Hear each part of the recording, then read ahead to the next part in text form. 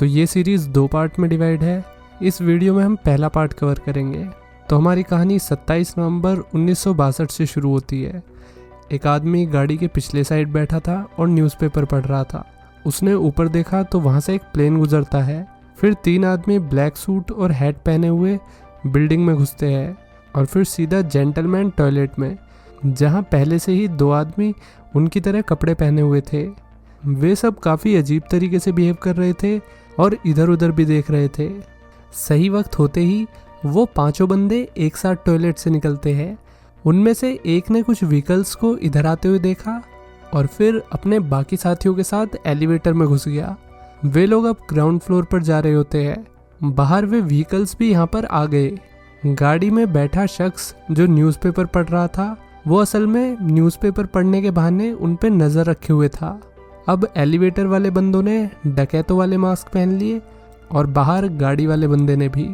अब ये कार वाला बंदा कार से बाहर आ गया और इसने एक अम्ब्रेला भी निकाल ली। जो व्हीकल्स आए थे उसमें से एक दरवाज़ा खुलता है और उसमें से एक बॉक्स निकाला जाता है जिस पे एच किचन लिखा हुआ था। जैसे ही वे लोग बॉक्स लेके बिल्डिंग के अंदर आए, उन 5 ने उन पे हमला कर दिया। उनकी अम्ब्रेला में मेटल की रोड छुपी हुई थी।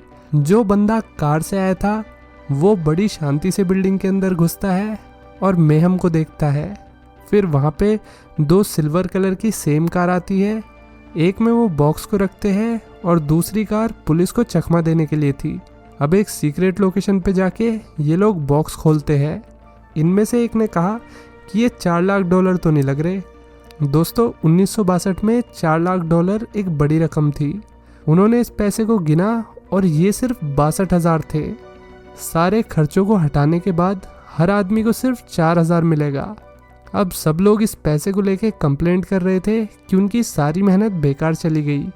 और लीडर ब्रूस, जो कि पैसों की गिनती कर रहा था, उसने कहा कि वे अगली बार इससे भी बड़ा हाथ मारेंगे। इनमें से एक बंदे को ज़्यादा ही प्रॉब्लम हो रही थी। वो लीडर ब्रूस से बहस भी करने लगा उस पैसे को लेके जो खर्चे के नाम पे काट लिए गए। इसके बाद वे लोग अपनी अपनी मेहरारू के साथ पार्टी करते हैं और साथ में अच्छा टाइम स्पेंड करते हैं। ब्रूस इस वक्त चार्ल्स से बात कर रहा था। ब्रूस अगली चोरी करने के लिए काफ़ी उतावला था, लेकिन चार्ल्स ने उसे सलाह दी कि उन्हें कुछ वक्त तक ठस्से में रहना चाहिए और जो पैसा उन्होंने कमाया है उसे एंजॉय करना चाहिए।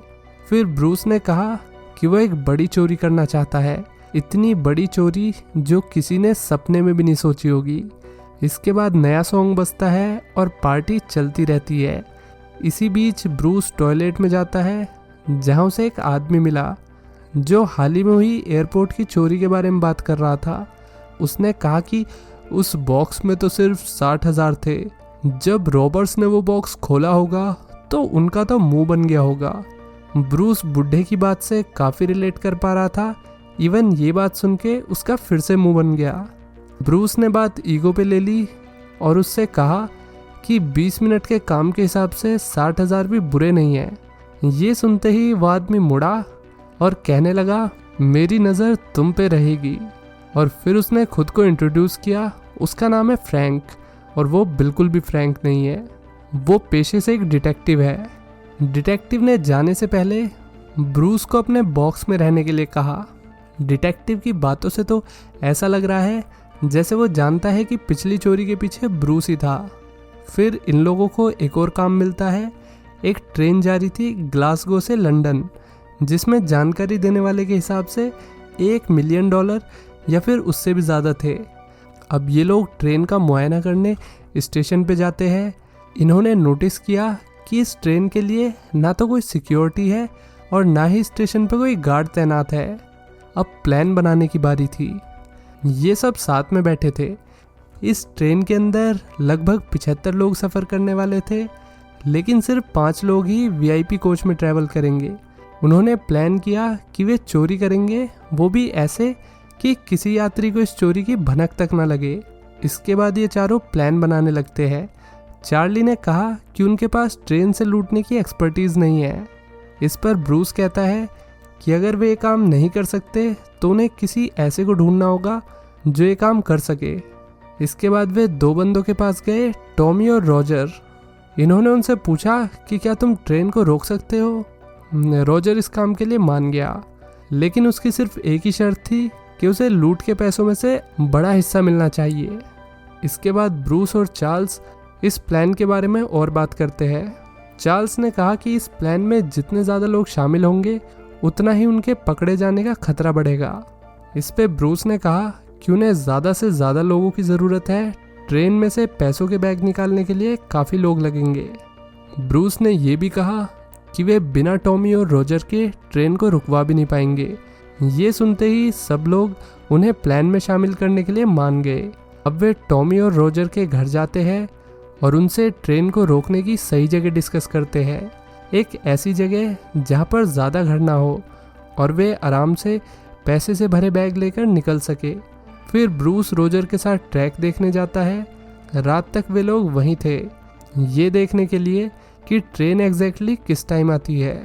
ट्रेन अपने तय समय पे आती है। शुक्र है ये इंडिया में नहीं है, नहीं तो इनकी रॉबरी भी 2-4 घंटे डिले हो जाती। रोजर ने उसे दिखाया कि वे कैसे लाइट्स को चेंज करके ट्रेन को रोक सकते हैं। इसके बाद अपने दोस्तों से बात करते हुए ब्रूस ने बताया कि ट्रेन का पिछला हिस्सा ब्रिज तक ही रुक जाना चाहिए और ब्रिज के आगे सिर्फ अगला कोच आना चाहिए। रोजर ने कहा था कि वो ऐसा कर सकता है और ब्रूस को भी उसकी काबिलियत पर पूरा भरोसा था। बस अब उसे ये सोचना है कि ये सब कैसे होगा। उन्होंने फैसला किया कि वे ट्रेन के पास एक फार्म हाउस खरीदेंगे और फिर उसे रॉबरी का अड्डा बनाएंगे। खरीदने से उनका मतलब है कि वे उसका डिपॉजिट देंगे और जब काम हो जाएगा तो वे उस घर को जला के वहाँ से निकल जाएंगे। फिर ब्रूस का एक आदमी उसे ट्रेन कैसे चलाते हैं कि एक बुक देता है, वो भी बच्चों वाली बुक, लेकिन ये बुक काम की थी। वे फिर चुपके से ट्रेन यार्ड में जाते हैं और देखते हैं कि ये बुक ट्रेन चलाने के बारे में जो बता रही है उसमें कितनी सच्चाई है। उन्होंने बुक में से देख देख के ट्रेन को स्टार्ट तो कर दिया और ट्रेन चल भी पड़ी, लेकिन भाई साहब को ब्रेक ही नहीं मिल रहे। उसका दोस्त अचानक ट्रेन से कूद गया और फिर ब्रूस भी उसके पीछे कूद गया। इसके बाद वे आपस में बात करते हैं कि अगर वे खुद ट्रेन नहीं चला पाए और ना ही कोई ढंग का ड्राइवर ढूंढ पाए तो उन्हें अपने प्लान के लिए ट्रेन के ड्राइवर को ही पटाना पड़ेगा। अब इस बात पे सब आपस में बहस करने लगे, जिससे परेशान होकर ब्रूस सुट्टा मारने के लिए बाहर चला गया। ब्रूस के एक दोस्त ने उसे बताया कि ट्रेन चलाने के लिए जिसे हायर किया गया था उसे पुलिस ने पकड़ लिया है, इसलिए ट्रेन चलाने के लिए कोई और बंदा चाहिए होगा। फिर हम एल्फ से मिलते हैं जो कि इस काम के लिए एकदम सही आदमी था। वे सब मिलते हैं और ब्रूस उन्हें नए प्लान के बारे में बताता है। वे सब इस रॉबरी को आर्मी सोल्जर की ड्रेस पहन के अंजाम देंगे। उनके पास कोई गन नहीं होगी क्योंकि वे काम सिर्फ पैसों के लिए कर रहे हैं, ना कि किसी को चोट पहुंचाने के लिए। उनके पास कैश निकालने के लिए पूरे 15 मिनट होंगे और फिर वो कैश जाएगा सीधा फार्म हाउस। जब उसने सबको पूरा प्लान समझा दिया फिर उसने सबको घर जाने के लिए कहा और अब वे सब सीधा फार्म पे मिलेंगे उस दिन जिस दिन से उन्हें अपना प्लान शुरू करना है। 6 अगस्त 1963 वे लोग फार्म हाउस जाते हैं और वहाँ जाके रॉबरी की तैयारी शुरू कर देते हैं। वहाँ सभी व्हीकल्स को खड़े करने की काफ़ी जगह थी। इसके बाद उन सब ने वर्कर्स के कपड़े पहन लिए। तभी वहाँ दूसरे फार्म का ओनर आया और ब्रूस से पूछने लगा, क्या तुम इस फार्म हाउस के नए ओनर हो? इस पे ब्रूस ने कहा कि वो बस एक वर्कर है और मालिक तो कुछ दिन बाद आएंगे। वैसे इस बुढ़े के पास गन क्यों है? और तो और उसने ब्रूस का चेहरा भी देख लिया। अब रात में ये लोग साथ में गेम खेल के टाइम पास कर रहे थे। आज की रात ही रॉबरी होनी थी, लेकिन ब्रूस के आदमी ने कहा कि पैसों से भरी ट्रेन कल आएगी, इसलिए आज इन्हें यही इंतज़ार करना होगा। अब अगले दिन ट्रेन में पैसे लोड हो चुके थे। ब्रूस के बंदे ने उन्हें बताया कि आज रात ही उन्हें ये कांड करना होगा। अब उन सब ने सोल्जर्स की ड्रेस पहन ली। वे ट्रक में बैठकर ब्रिज तक पहुंच गए और वहां ट्रेन को रोकने की तैयारी करने लगे। ट्रेन बीच में एक जगह रुकती है और वहां और भी धनराशि लोड की जाती है। ये लोग ट्रेन के आने का इंतज़ार कर रहे थे। टाइम हो रहा था 2:50 रात के। ब्रूस और उसके साथियों ने पोजीशन ले ली थी और अब उन्हें बस थोड़ा सा इंतज़ार करना था। कुछ ही सेकंड्स बाद उन्हें ट्रेन की लाइट्स दिखने लगती है। लोको पायलट को जैसे ही येलो सिग्नल दिखा उसने ब्रेक लगा दिए। ट्रेन बिल्कुल ब्रिज के पास रुकी है जहां सभी लोग मास्क पहनकर छुपे हुए थे। अब वक्त था 3:03। ट्रेन में से एक बंदा बाहर आता है और रेलवे ट्रैक के साइड में लगे फ़ोन का इस्तेमाल करता है, लेकिन वो फ़ोन किसी को लग नहीं रहा था क्योंकि इन्होंने पहले ही उसकी वायर काट दी है। ये पार्ट ऑफ द प्लान नहीं था कि कोई ट्रेन से बाहर भी आएगा, इसलिए अब उन्हें प्लान को मॉडिफाई करना होगा। एक मास्कधारी बंदा वहाँ कूद के आया और उसने ट्रेन से निकलने वाले अच्छे खासे बंदे को बंदी बना लिया। बाकी लोग भी ट्रेन में घुस गए और उनका ड्राइवर भी। ड्राइवर साहब ट्रेन को चला ही नहीं पाया। मास्क वाले ने उससे कहा कि तू किस बात के पैसे ले रहा है। अब इनके पास इतना वक्त नहीं था, इसलिए वे ओरिजिनल ड्राइवर को वापस लेकर आए, लेकिन असली ड्राइवर भी ट्रेन नहीं चला पाया। उसने भी सेम रीज़न दिया जो नकली वाले ने दिया कि प्रेशर नहीं आ रहा। अब पता नहीं ये लोग कौन से प्रेशर की बात कर रहे हैं। फिर फाइनली ट्रेन चलने लगी। ट्रेन बाकी डब्बों को पीछे छोड़ के और ब्रिज के पास आके रुक गई। 3:15 पे ट्रेन के कंडक्टर को ट्रेन से बाहर निकाला गया और उसे उसका मुंह बंद रखने के लिए कुछ पैसे ऑफर किए गए। उसने पैसे लेने से मना कर दिया, जिसके चलते उसे वे वहाँ से कहीं और ले गए। अब सब लोग डब्बे में घुस गए। उन्होंने वहाँ मौजूद सभी को नीचे लेटने के लिए कहा और फिर लॉक तोड़ के नोटों से भरे बैग्स को बाहर निकालना शुरू कर दिया। बैग्स को सब एक से दूसरे को पास कर रहे थे और उन्हें ट्रक में भरा जा रहा था। बैग्स इतने ज़्यादा थे कि सारे बैग्स लेना 15 मिनट के अंदर पॉसिबल नहीं था, इसलिए उन्होंने कुछ बैग्स वहीं छोड़ दिए और वे वहाँ से निकल गए। वे अब वापस फार्म हाउस पे आ गए। ब्रूस ने उनसे कहा कि उन्हें अपने ग्लव्स पहने रखने हैं और अपना कोई भी निशान यहाँ नहीं छोड़ना। उन्होंने रेडियो पर इस रॉबरी की खबर सुनी और वे लोग खबर सुन के सेलिब्रेट करने लगते हैं। अब पैसों को गिना जाता है। एक ने कहा कि इन नोटों को गिनने में वक्त लगने वाला है। इस पे ब्रूस कहता है कि जितना वक्त लगे उतना ही बढ़िया है। जब ब्रूस सो के उठता है तो वो देखता है कि कमरे में कैश का पहाड़ बना हुआ है। उसे बताया जाता है कि टोटल कैश है 2.5 मिलियन। इतना पैसा देख के ब्रूस हैरान रह गया। ये खबर लगातार रेडियो पे ब्रॉडकास्ट की जा रही थी। हालांकि मीडिया को बताया गया कि टोटल $1 लाख की चोरी हुई है। ब्रूस थोड़ा परेशान भी था। उसे लग रहा था कि कुछ ज़्यादा ही पैसे हो गए।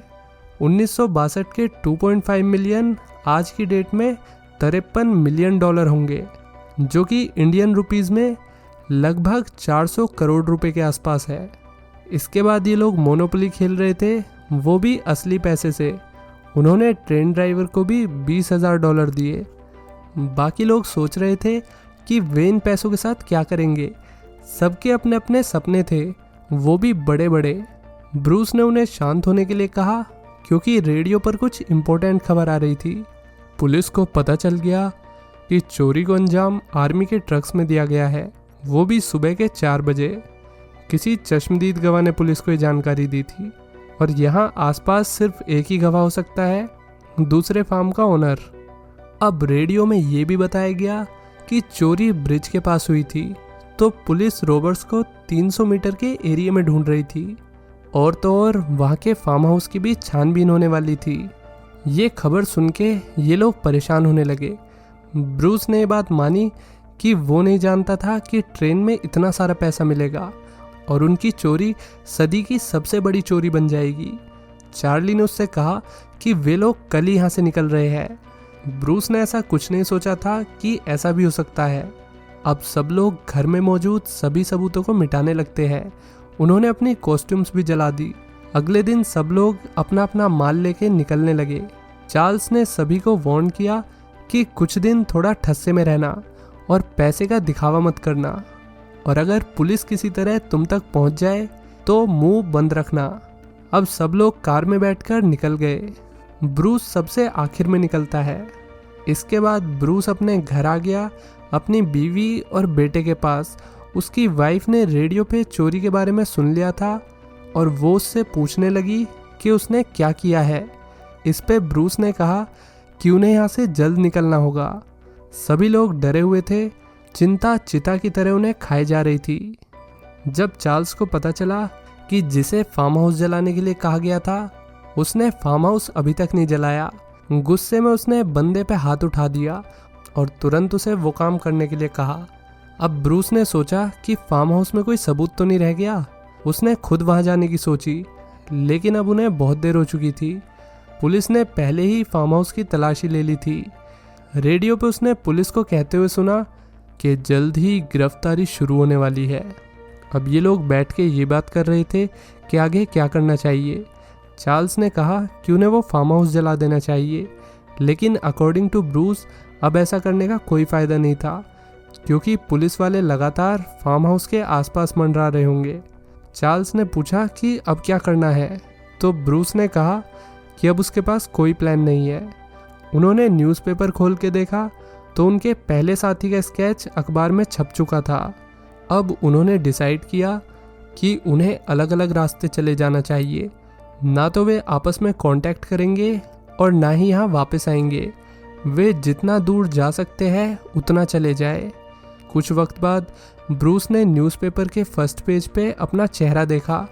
वो इस वक्त मोस्ट वांटेड था। बचने के लिए उसने अपना हुलिया बदल रखा था।